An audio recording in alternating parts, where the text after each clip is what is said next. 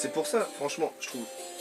Les artistes, on dit toujours c'est des drogués, mais je trouve que c'est vraiment du cliché, Enfin bref, les artistes, un cendrier quelque part. Cendrier. Bonsoir. Donc nous sommes aujourd'hui, ce soir, le 5 mars 2016, et nous sommes là pour l'épisode 6 de l'Artifice. L'épisode 6, hein. Ouais. Déjà, la relation, enfin, l'artifice et la drogue. Parce que voilà, c'est le cliché de base. Le cliché de base, c'est l'artiste, pour réussir dans l'art, il est obligé de se droguer.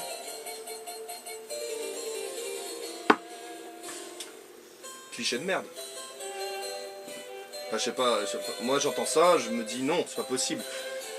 À ce qui paraît, ce serait la drogue qui serait un chemin pour l'inspiration de l'artiste. Se dire, l'artiste il est là et il trouve pas l'inspiration, il sait pas quoi faire de sa vie, il a un contrat qui lui demande de faire un nouveau spectacle et il sait pas comment trouver l'inspiration, et il va se droguer pour y arriver, à ce qui paraît. C'est quand même terrible. L'artifice nous est pourtant parfois utile, mais en ce cas-là, non. Nous sommes là donc pour déconstruire ce cliché profondément ancré dans l'inconscient collectif. Merci Lacan, l'artiste est un drogué. Autrement dit, un toxicomane.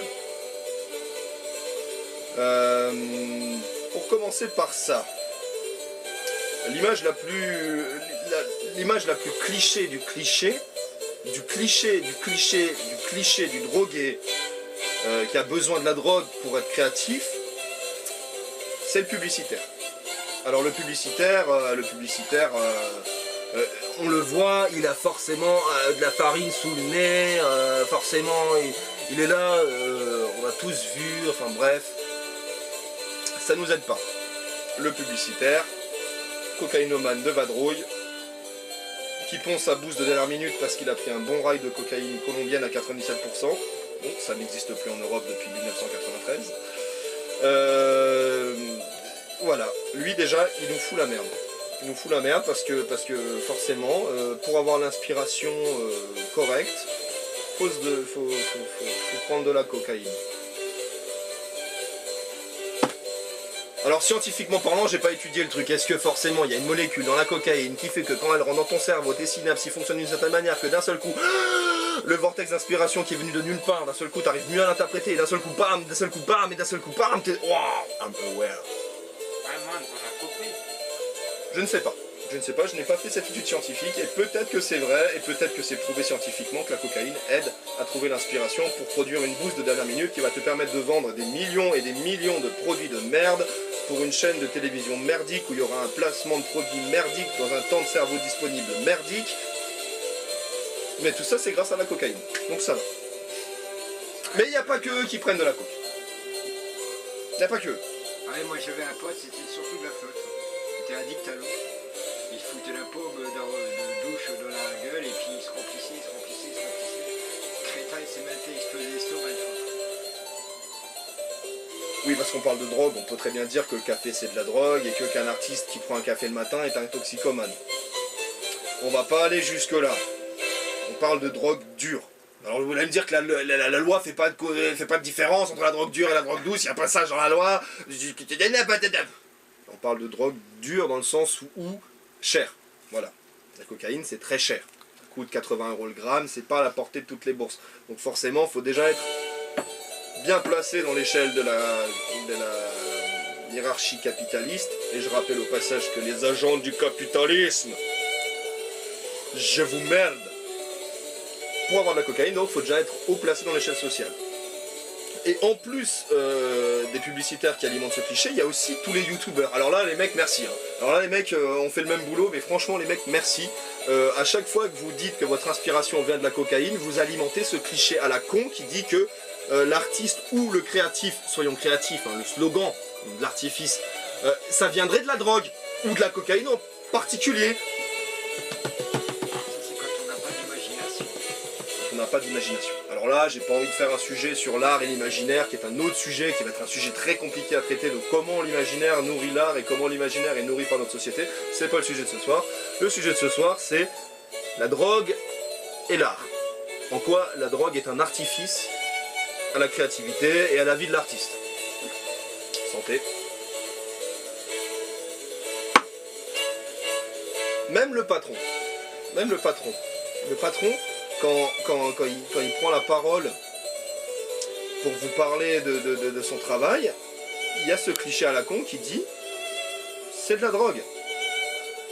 C'est de la drogue. Ouais. Vous savez, si moi je prends de la drogue, c'est juste pour me mettre au niveau des gens que je fréquente. Je veux dire, dans la sphère dans laquelle je gravite, il y a tellement de pression, il y a tellement d'argent en jeu, tu sais pas comment, toi-même tu sais pas, que tu es obligé de te droguer, tu es obligé de prendre de la cocaïne juste pour être au niveau de ces gens-là. Et ces gens-là, le public, c'est de la merde, c'est de la dooms. C'est de la pure bordel de merde. Hein. Je vais vous dire, tu es obligé de t'élever au-dessus de ça et de rester horaire à toute cette pathétique semblant d'existence que font les gens dans leur existence de merde. Et si tu peux pas te déprimer, franchement, tu es obligé de prendre de la C. Le shit, c'est pas constructif.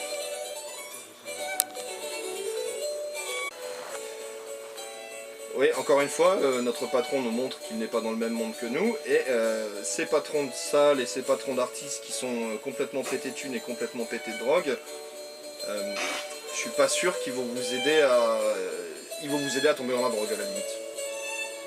À la limite. C'est pas le même monde. On est définitivement, ces gens-là ne sont pas dans le même monde que nous. Non seulement ils y sont pas parce qu'ils ont une autre réalité sociale et économique, mais aussi parce qu'ils sont complètement défoncés 24 sur 24. Il y a un moment où tu peux pas être cohérent, enfin, ça ne peut que mener nulle part. Nulle part. Mais enfin bref. Ça c'était le sujet cocaïne. Il n'y a pas que la cocaïne qui est soi-disant provoque l'inspiration divine. Aussi l'eau dans le cas de mon pote. Oui, l'eau dans le cas de son pote qui a bu des litres d'eau. On peut se défoncer avec de l'eau, on peut se défoncer avec du café, on peut même se défoncer avec du jus de pamplemousse. Chacun peut trouver sa défonce, le Tranxène de sang, le Xanax, le Temesta, etc., etc. À nouveau, je parle de drogue classifiée dans le sens drogue du terme, stupéfiant, illégal, interdit. Mais là, je vais parler d'un sujet justement qui est un stupéfiant, certes, qui est mortel, certes, qui est un des pires poisons de l'existence, certes, mais qui est totalement légal. Et qui va souvent de pair avec la vie de l'artiste, que ce soit déjà depuis les méandres de la création de la poésie jusqu'à les artistes de variété de nos jours. L'alcool. Oui, ce qui paraît, l'alcool te met dans des dispositions où tu supportes mieux le trac, où tu trouves mieux l'inspiration pour écrire, où tu es plus en phase avec ton public parce que ton public se défonce la gueule en soirée. Oui mais non, j'aime pas dire ça, mais oui mais non, parce que, ok, imaginons que t'es un... C'est ouvert, police, c'est ouvert, on n'a rien à se reprocher, on parle de la drogue, mais on n'a pas de drogue, ouvrez la porte, c'est ouvert, voyons. Ouais Théo. Donc l'alcool, drogue légale. Monsieur, on ne boit que de l'alcool ici. S'il vous plaît. On a eu un tapage nocturne. On écoute du classique. Classique. Oui, monsieur l'agent. Vous pouvez fermer la porte parce qu'il fait froid dehors. Oh, t'as bien ça, la chose. Néanmoins. Donc pour revenir à cette histoire d'alcool. Imaginons que ça soit vrai, que vous avez vraiment besoin d'alcool pour vous désinhiber ou pour pouvoir être en connivence avec votre public ou pour trouver l'inspiration. À la limite, je veux bien. Mais prenons le temps d'y réfléchir une seconde. quand vous êtes en soirée et que vous êtes, imaginez que vous n'êtes pas un artiste, vous êtes une personne lambda, vous êtes en soirée, vous êtes n'importe où, en anniversaire, dans une boîte de nuit, dans un bar, on s'en fout. Mais vous êtes bourré. Et bien bourré. Et notamment reconnu comme étant alcoolique. Certes. Mondain. Quel est votre niveau de sérieux? Quel est votre niveau de sérieux au niveau de vos amis? Est-ce que vos amis vous prennent au sérieux quand vous êtes tout le temps complètement bourré? Non. Est-ce que vos amis vous font confiance quand vous êtes complètement bourré à l'alcool? Non. Est-ce que vos amis vous confieront la garde de leurs chiens ou de leurs enfants si vous êtes complètement alcoolique, toxicomanisé à l'alcool? À moi, pourquoi pas, hein, parce que je suis aussi bourré. Ben non. Donc quand vous êtes un artiste complètement bourré, mec, t'es pas crédible. Mec, t'es pas crédible. Mais je bois à ta santé. Mais pour revenir à cette histoire d'alcool, déjà, à l'origine même, il fallait que le destin de l'alcool et le destin du poète soient intimement liés. Bah, vous n'êtes pas d'accord, mais je suis désolé, à un moment, l'absinthe et le poète, hein. Les pachydermes, ils vont se bouffer des fruits pourris parce qu'ils sont alcoolisés. L'absinthe et le romantisme, l'absinthe et la poésie, on en a des sujets à en dire, mais... Alors, la poésie et l'absinthe, c'est une histoire d'amour. C'est une histoire d'amour entre le poète et sa source d'inspiration. C'est la source divine, c'est la fontaine de jouvence, vous voyez. Il n'y a pas nécessité à aller dans l'alcool pour trouver l'inspiration, c'est pas vrai. Néanmoins, il y a un certain bonheur, une certaine louange, si vous me permettez l'expression, à être complètement bourré, hein, mais vraiment complètement bourré, et avoir, mais alors, l'illumination géniale, hein, le crack cérébral, comme on dit dans les poèmes, hein. C'est ton cerveau s'ouvre, t'as l'impression que ta matière va chercher la chose dans le ciel, mais t'es complètement bourré, quoi. Et ça, c'est génial.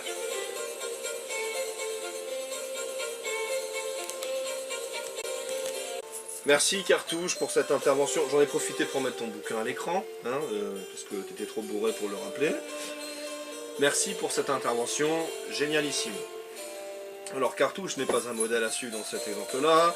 Il y en a plein d'autres, hein, des artistes complètement bourrés, complètement drogués qui ne sont pas à suivre pour modèle et qui pourtant sont devenus des idoles et des irrégies dans leur domaine. Hein.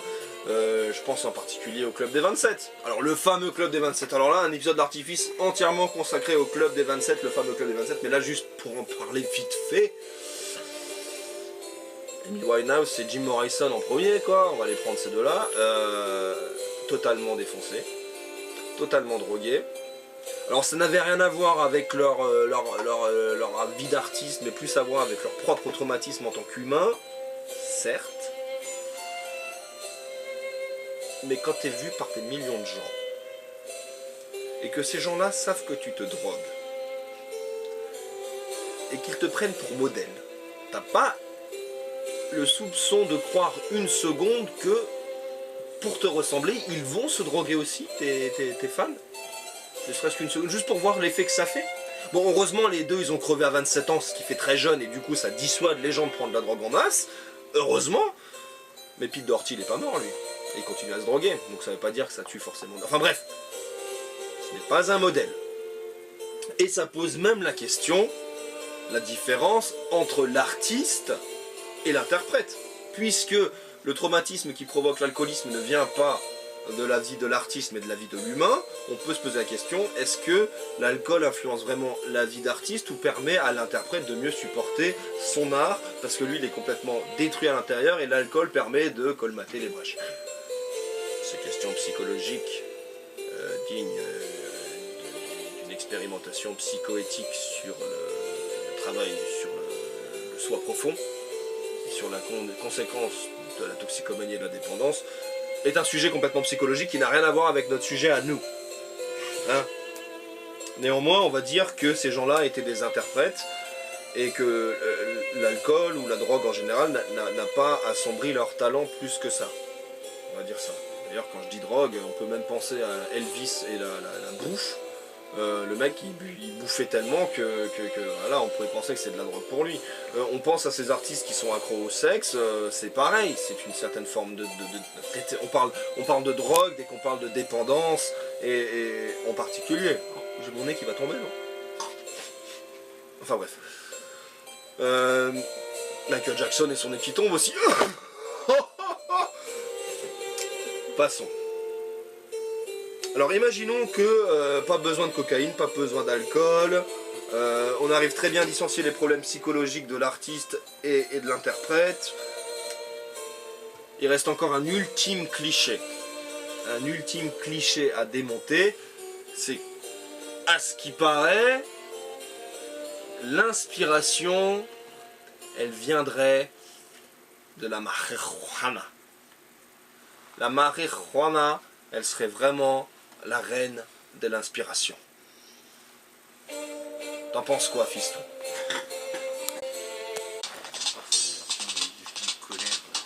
Ouais. Alors, la ganja.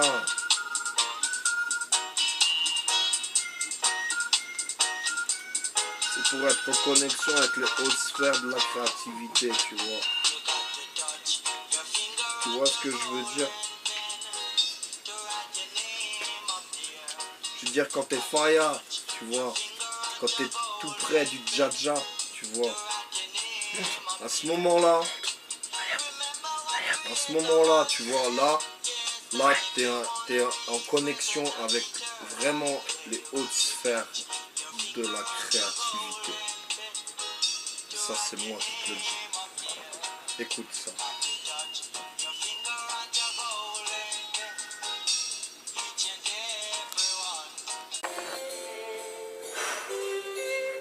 Merci. Moi, à la base, j'essaye de désenclaver le cliché. J'essaye pas de l'appuyer. Merci les mecs. Mais bon, à ce qui paraît, il n'y a pas que dans le reggae que ça fume bien de la marijuana, mais il y a aussi dans le rap. Fucking drugs. Fucking cops. Fucking cassos. Oh, c'est tout ce qui reste. Vas-y, ils fument trop ces mecs qui font du reggae. Regarde ma terre en pleurs, mais les choses ici prennent une Non mais nous on est obligé de se droguer quoi.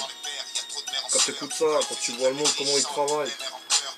Je suis désolé, si tu prends pas quelque chose pour t'échapper de là, quotidien de béton, vie de merde, la misère. C'est la demeure frère. Sérieux. Je veux dire, qu'est-ce que tu veux dire d'autre? Sérieux. Les mecs. Il y en a qui essayent de faire un boulot correct ici. Quand je veux démonter le cliché de l'artiste drogué, et que chacun à votre tour vous venez faire vos interventions essentielles mais néanmoins non nécessaires, je me demande qu'est-ce que je fous là. C'est à se demander. C'est à se demander si d'un seul coup l'artiste il est pas plus charismatique quand il prend de la drogue. Tu vois, d'un seul coup, parce que l'artiste drogué, c'est l'artiste mal dans sa peau, c'est l'artiste dans lequel on peut se reconnaître, parce que oui, mais c'est normal qu'il se drogue, il est sans cesse dans les tumultes de la création, etc., etc. Ça alimente ce cliché pourri. Ça alimente ce cliché pourri. C'est l'artiste d'un seul coup, il se franchit des limites du légal, il va dans l'illégal, il a été arrêté pour trafic de drogue, il a fait une garde à vue, il a fait une cure de désintox. Alors ça c'est, oh là là, alors là dans les tabloïds, alors là en grand écran, hein, alors là, pouh, plus charismatique ou plus vendable. L'artiste, l'interprète, le foutoir, le bordel, dans quel monde vivons-nous, tout ça, et la drogue, artifice supplémentaire pour te... Santé les mecs. Moi dans tout ça je sais plus quoi dire.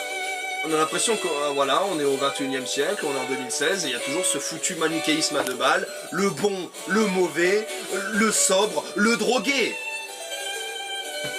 Et forcément quand tu es en lutte contre un système bref, bah, tu vas t'identifier au mauvais, au drogué, parce que il est dans la lutte, il est dans la résistance, il est dans l'illusion totale. Où est-ce qu'on peut distinguer la limite dans tout ça alors? Puisque l'artiste en lui-même, c'est pas forcément lui qui se drogue, mais bien l'être humain qui est meurtri à l'intérieur de l'artiste, et que l'artiste il y est pour rien. Il y a tous ces gens qui alimentent le cliché parce qu'ils jouent avec, et du coup, est-ce qu'on peut vraiment combattre un cliché en le parodiant? Je ne sais pas. Je me suis un peu dévoué à l'exercice. Je ne sais pas ce que ça va donner. Ça peut être pathétique, hein, on n'en sait rien, on n'en sait rien. Est-ce que tout ça, est-ce que la drogue au final c'est pas juste un truc pour mettre plus de vues, plus d'audience encore une fois, et qu'au final, toi en tant que public, comment tu vas pouvoir faire la différence? Qu'est-ce qui est bon? Qu'est-ce qui est bon? Je suis pas d'accord avec toi. Hein. Parce qu'aujourd'hui, Qu'est-ce qui est mauvais? si on se drogue, Sincèrement. c'est parce que c'est pas légitime de se droguer. Non, c'est pas fini, c'est pas fini. C'est juste la pause. C'est pas légitime de Non, se mais droguer. sérieux? C'est pas légitime de se droguer. C'était- Alors on devient artiste pour Non, mais se sérieux? droguer. Non, mais Parce c'est pas qu'il y a sérieux. que les Non, c'est pas artistes qui sérieux. sont devenus. Sérieux? Sérieux, Là, c'est... Je te pas jure, sérieux. à cause des pas sérieux. publicitaires, je connais un à mec- cause des un mec, publicitaires, Il va tous nous mettre il d'accord. faut se droguer pour être artiste. À l'aide. C'est très simple. Pour faire le tri entre un bon grain de livret. Là. Déjà, ceux qui sont mainstream, comme ils disent en anglais, t'oublies, tu regardes pas ça, c'est de la merde. Enfin, c'est de la bouse, comme on dit chez nous, c'est de la bouse de vache. Et même, c'est de la mauvaise bouse, parce que tu peux même pas t'en servir pour faire de l'engrais, là, c'est juste bon. C'est bon à rien. Voilà, c'est bon à rien. Tout ça là, la télé, tout ce qui passe à la télé, t'oublies aussi là. Non, faut trouver, faut que tu trouves l'intelligence. Petit doigt dans les bras. Tu vois là. Ces artistes, s'ils se droguent, c'est qu'ils sont faibles. Tu vois, ils sont faibles, ils sont pas foutus de combattre. Tu vois, ils sont pas dans la lutte, ils sont dans l'échappatoire, franchement. T'oublies, les regarde même pas. Franchement, c'est comme regarder un clochard qui fait la manche, c'est comme regarder... C'est un spectacle pathétique, franchement. Et ils savent pas retourner la bouse pour retrouver le bon champignon pour te mettre Ils la savent tête. pas quoi faire, ils font rien de bon. Ah, Oublie. la bonne baie, ça c'est de Pas l'après. sur pause, je me suis levé avant, c'est sûr. Du grand n'importe quoi. Bon, là faut que je trouve une conclusion qui bétonne tout. Bah, drogue-toi, mais c'est pourquoi tu le fais. Et c'est surtout pas pour faire de l'art. Je pense que... L'art est ton héroïne. Oh. Il y a un putain de double sens à ça quoi. Perso je préfère Lara mais... L'art et la drogue, hein. Vas-y. En tant qu'héroïne, tu vois. Fais-toi plaisir. Moi j'en ai jamais pris, c'est ça qui est... Lara Croft c'est une bonne héroïne tu vois. C'est quand même. Je suis tombé dans le rider là. Bam, tombé, ride. Ouais il y a eu du temps quand même. Genre... L'art est ton héroïne. Oh putain, pour la comprendre, je suis tombé dans le...